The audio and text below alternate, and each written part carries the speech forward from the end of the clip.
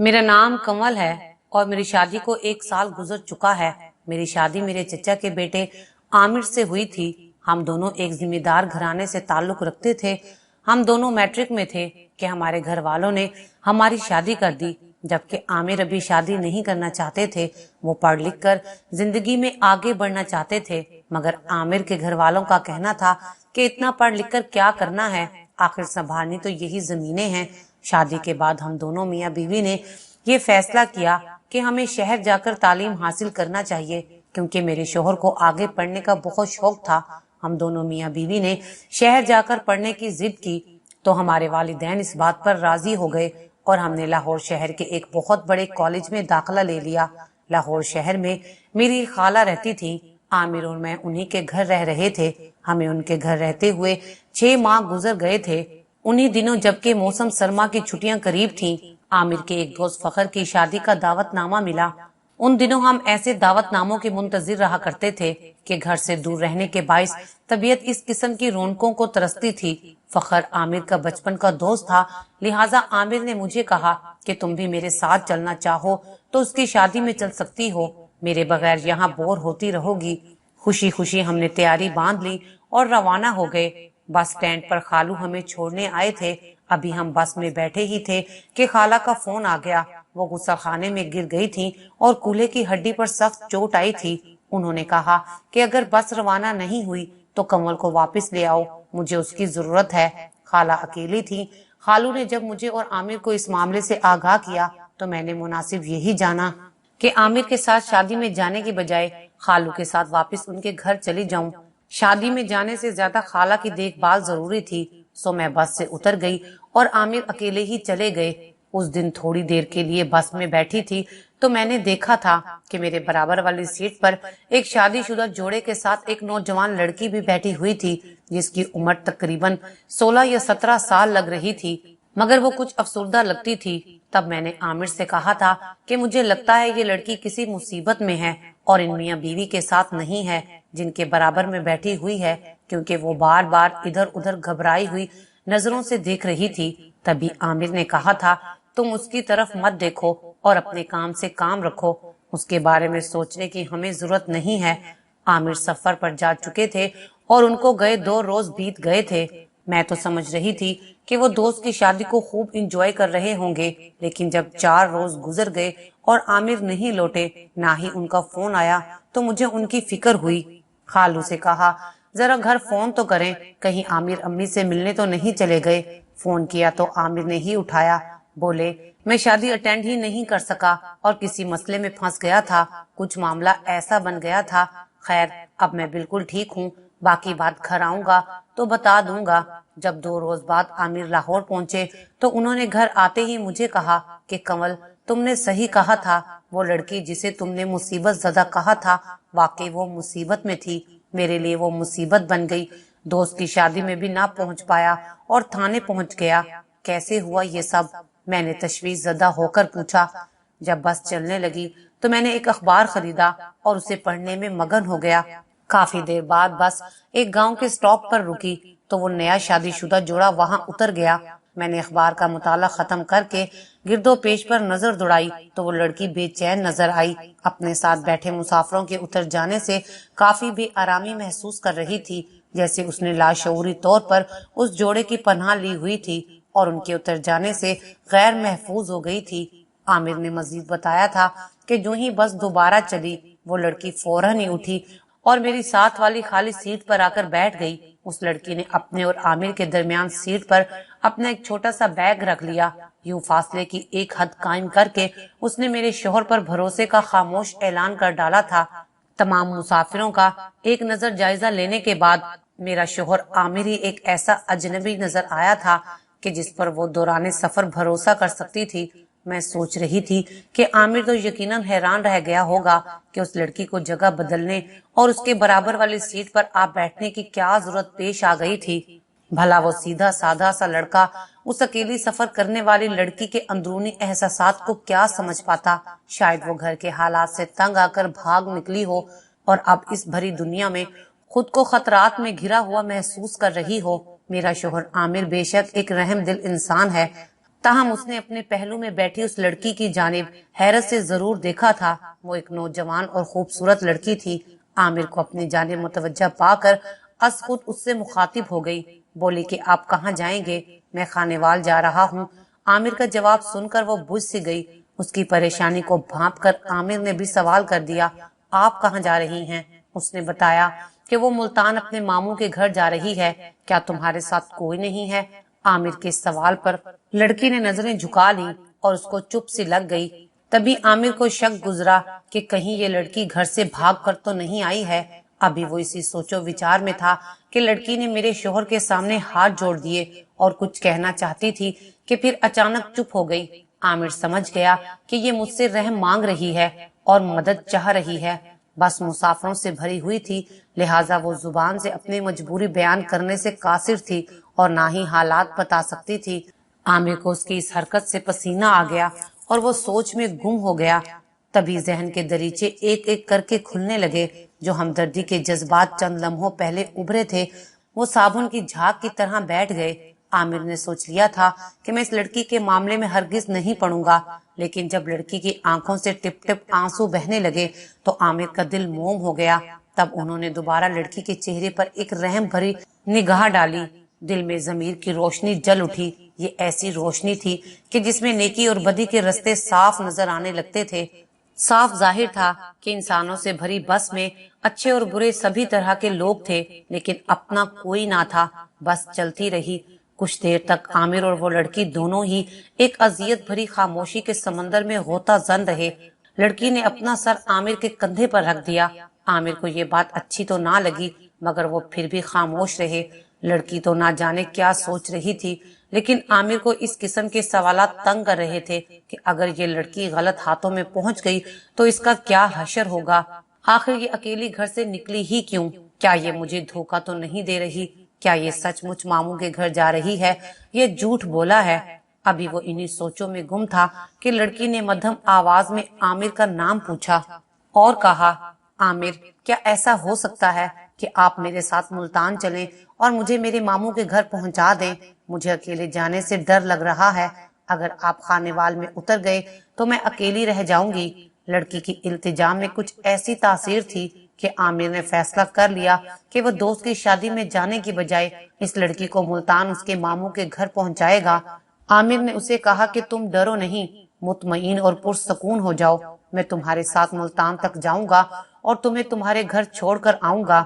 جب بس واپس خانیوال پہنچی تو عامر اتر کر ٹکٹ کاؤنٹر پر چلا گیا اور آگے ملتان تک کے ٹکٹ کی توسیع کی درخواست کی۔ کاؤنٹر پر اچھا آدمی بیٹھا تھا، اسی نے اسی بس کا آگے ملتان کا ٹکٹ بنا دیا۔ ٹکٹ بنوا کر عامر دوبارہ اپنی سیٹ پر آ بیٹھا اور مشروب اور کھانے کی کچھ اشیاء اس لڑکی کو لا کر دے دی۔ عامر کو علم نہ تھا کہ بس میں موجود دو افراد گہری نظروں سے اس لڑکی اور اس کا مشاہدہ کر رہے تھے اور ان کی حرکات اور سکنات پر نظر رکھے ہوئے تھے۔ یہ دونوں حضرات ڈرائیور اور بس کنڈکٹر تھے۔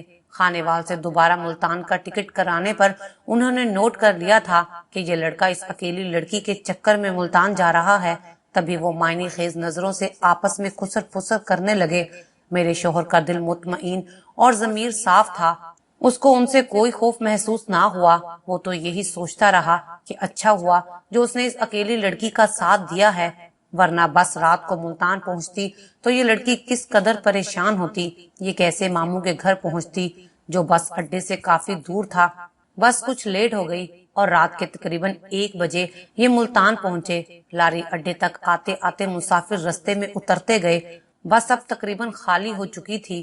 ڈرائیور نے بس کو لاری اڈے کے باہر ہی روک دیا اور عامر کے پاس آ کر کہنے لگا، او مسٹر، اب تم بھی اتر جاؤ، خالی بس کو ہم یہاں سے ہی گیراج لے جائیں گے۔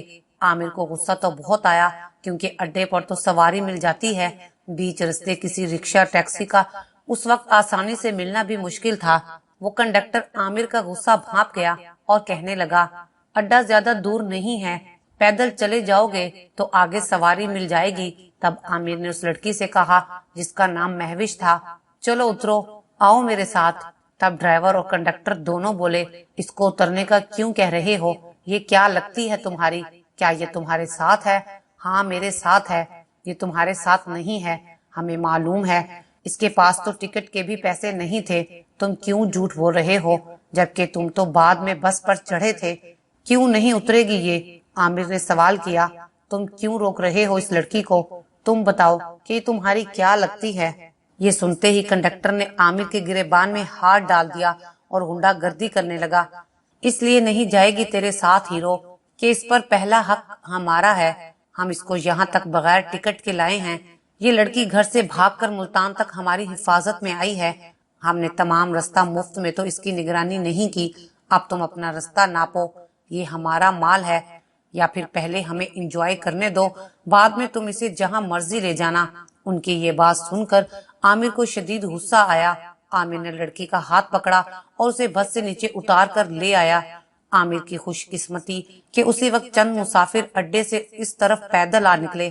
ان کو دیکھ کر عامر کی ہمت اور بڑھ گئی اور اس نے اونچی آواز میں کنڈکٹر اور ڈرائیور کو برا بھلا کہنا شروع کر دیا تاکہ قریب آتے مسافر جو تعداد میں 5-6 کے قریب تھے اس کی آواز پر متوجہ ہو کر اس جانب آ جائیں اور ان کی مدد سے وہ اس بے بس لڑکی کو بس سے نیچے اتار کر لے آئیں، کیونکہ ڈرائیور نے دوبارہ اس لڑکی کا ہاتھ پکڑ کر اسے بس میں چڑھا دیا تھا۔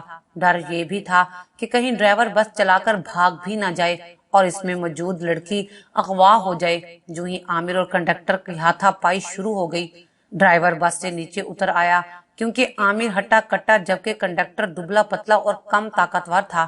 ڈرائیور نے لڑائی میں مداخلت کی اور کہا کہ آخر تم لگتے کیا ہو اس لڑکی کے جو تمہیں اس کی اتنی فکر پڑ گئی ہے؟ میں جانتا ہوں تم اس کو اکیلا پا کر اس کے لیے خانوال سے ملتان تک آ گئے ہو، اب اگر اپنی خیر چاہتے ہو خود کی راہ لو ورنہ تم پر بس چڑھا دوں گا، صبح تیری لاش کچلی ہوئی ملے گی۔ عامر نے اس کی دھمکیوں کی پرواہ نہ کی اور چیخ چیخ کر مدد کے لیے پکارنے لگا۔ کچھ دوری پر گزرتے مسافروں کی توجہ بالآخر اس طرف مبذول ہو گئی اور وہ لوگ اس کی طرف دوڑ کر آ پہنچے۔ وہ پوچھنے لگے کیا ہوا ہے؟ یہ تم لوگ کیوں آدھی رات کو چلا رہے ہو؟ ان کے آ جانے سے عامر اور اس لڑکی دونوں کو ڈھارس ملی، تبھی لڑکی بس کے اندر سے چلائی، بھائیو بچا لو مجھے، اس بس سے باہر نکالو مجھے۔ لوگ جب لڑکی کی طرف متوجہ ہوئے تو مہوش نے بھی ہمت کی، وہ جو دیر سے سیٹ پر خوف زدہ سی بیٹھی ہوئی تھی جلدی سے نیچے اتر آئی اور بھیڑ کو چیرتی ہوئی میرے شوہر عامر کے پہلو میں آ کر کھڑی ہو گئی جیسے واقعی وہ اس کی رشتہ دار ہو۔ 5-6 افراد کو موجود پا کر ڈرائیور نے خود پینترا بدل لیا اور لوگوں کو عامر ہی کے خلاف بھڑکانا شروع کر دیا کہ یہ لڑکا اس لڑکی کو بھگا کر لے جا رہا تھا، ہم نے ان دونوں کو رنگے ہاتھوں پکڑا ہے اور جب اس لڑکے کو شرم دلائی تو ہم ہی سے الجھ گیا ہے، اس سے پہلے کہ لوگ میرے شوہر کے خلاف ہو کر اس کو مارنا پیٹنا شروع کر دیتے۔ لڑکی نے کہا بھائیو یہ ڈرائیور اور کنڈکٹر مجھے بس میں سے اترنے نہیں دیتے تھے اور اب ان کا میرے ساتھ زیادتی کرنے کا ارادہ تھا، یہ لڑکا عامر مجھے ان سے بچانا چاہتا ہے، اگر آپ اس وقت نہ آتے تو نہ جانے کیا ہو جاتا۔ اب بس ڈرائیور میرے شوہر پر الزام لگا رہا تھا کہ یہ لڑکا اس لڑکی کے ساتھ زیادتی کرنا چاہتا ہے اور میرا شوہر ان پر الزام لگا رہا تھا کہ یہ دونوں اس لڑکی کے ساتھ برا کرنا چاہتے ہیں۔ میرے شوہر نے ان لوگوں کو یقین دلایا کہ یہ لڑکی بس لیٹ ہو جانے کی وجہ سے اکیلی گھر جانے سے خوف زدہ تھی، مجھ سے کہا کہ آپ مجھے گھر پہنچا دو، سواری یہاں نہیں مل سکتی تھی لہٰذا میں نے حامی بھر لی، بس یہی سچ ہے، آپ یقین کریں یا نہ کریں میں نے سچ بتا دیا ہے، جھوٹ کا سہارا نہیں لیا، چاہیں تو آپ لوگ بھی ساتھ چلیں، ہم اس لڑکی کو جہاں یہ کہتی ہے ابھی پہنچا کر آ جاتے ہیں۔ ان لوگوں میں سے ایک نے کہا کہ اگر تم سچے ہو تو تم اپنا شناختی کارڈ ہمیں دکھا دو۔ عامر نے شناختی کارڈ ان کو دکھایا، وہ مطمئن ہو گئے۔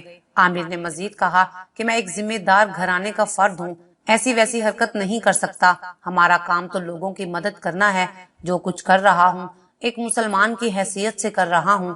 اتنے میں بس ڈرائیور جلدی سے بولا کہ یہ لڑکا جھوٹ بول رہا ہے، اب ڈر کی وجہ سے غلط بیانی کر رہا ہے۔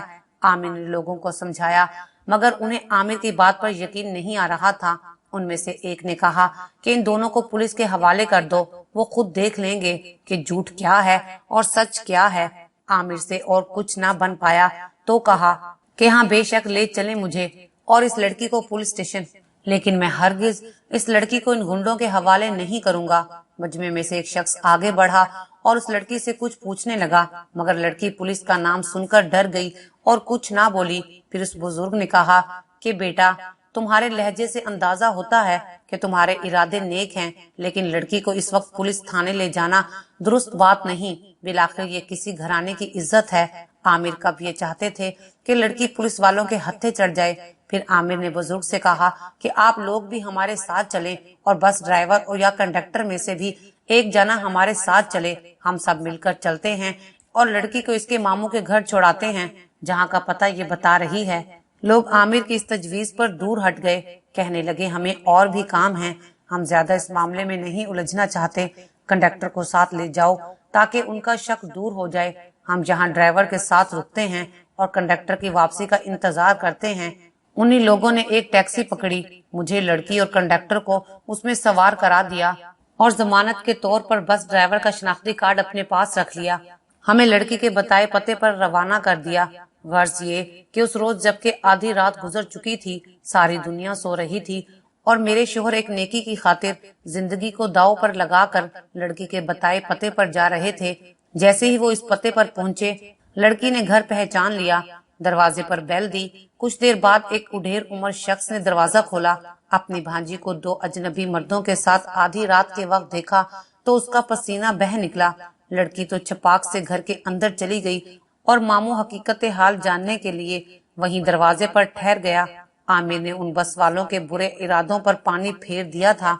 तभी कंडक्टर अंदर ही अंदर खोल रहा था। उसने बदला लेने के लिए लड़की के मामू के साथ गलत बयानी शुरू कर दी और जेब में से मोबाइल निकालकर एक वीडियो चलाकर मोबाइल उनके हाथ में रख दिया और कहा कि आप अपनी आंखों से देख लें, ये लड़का इस लड़की के साथ बस में क्या करता आया है। वीडियो में एक लड़का बस में एक लड़की के साथ गलत हरकतें कर रहा था और लड़की भी उस लड़के का साथ दे रही थी, मगर दोनों की शक्लें उस वीडियो में मौजूद नहीं थी क्योंकि ये वीडियो छुप कर बनाई गई थी। वीडियो देखने के बाद मामू मौसूफ भी बगैर सारी हकीकत जानने के वाकई बस में यही दोनों बैठे हैं कि या ये वीडियो किसी और की है। वो आमिर पर खुराने लगे और उसे पुलिस के हवाले करने का फैसला किया और पुलिस को कॉल भी कर दी। तभी अचानक महविश अपने घर से निकली और उसने कसम उठाकर मेरे शोहर की बेगुनाही को साबित कर दिया और वीडियो में जिस लड़की को दिखाया गया था वो बहुत मोटी थी, जबकि महविश एक स्मार्ट लड़की थी। इस बात से ये साफ जाहिर होता था कि ये वीडियो झूठी है। इतनी देर में पुलिस आ चुकी थी। कंडक्टर अपनी ही बातों में फंस गया था। पुलिस उसे पकड़ कर ले गई। जब उधर उन लोगों को इस बात का पता चला तो उन्होंने ड्राइवर को पुलिस के हवाले कर दिया। फिर महविश के मामू ने मेरे शोहर से माफी मांगी और कहा कि अगर आप महविश की मदद ना करते तो ना जाने ये बस वाले मेरी महविश को ना जाने कहाँ ले जाते। मेरे शोहर को ये भी मालूम पड़ गया था कि लड़की सौतेली माँ के सलूक से दिल बर्दाश्ता होकर भागी थी और उसके मामू को भी इस अमर का इल्म था कि उसकी माँ का सलूक बच्ची से बहुत बुरा है। वो पहले भी एक बार घर छोड़कर पड़ोस में जाकर छुपी थी और उन लोगों ने इत्तला फोन पर उसके मामू को दी थी। फिर मेरे शोहर को मजीद 3 दिन पुलिस की कार्रवाई के लिए उन्हीं के घर पर गुजारना पड़े थे। इन दिनों में महविश और उसके मामू मुमानी ने मेरे शोहर की बहुत खिदमत की और उसके बहुत शुक्रगुजार भी थे। जब उस अफसुर्दा लड़की का किस्सा आमिर से मुझे मालूम हुआ तो मुझे बहुत दुख हुआ था कि वालिदैन खास तौर पर उन बच्चियों का ख्याल क्यों नहीं करते जिनकी माएं वफात पा जाती हैं। तब अगर सौतेली माँ के सख्त सलूक से दिल बर्दाश्ता लड़की घर छोड़ दे और लोग उसको बद किरदार और बद चलन या घर से भागी हुई समझ ले और कोई उसकी मदद ना करे तो इस सफाक दुनिया में ऐसी नादान लड़कियों का क्या हशर होगा। अगर आपको हमारी ये वीडियो अच्छी लगी हो तो इसे लाइक करें, शेयर करें और मजीद अच्छी वीडियोस देखने के लिए हमारा चैनल सब्सक्राइब करें।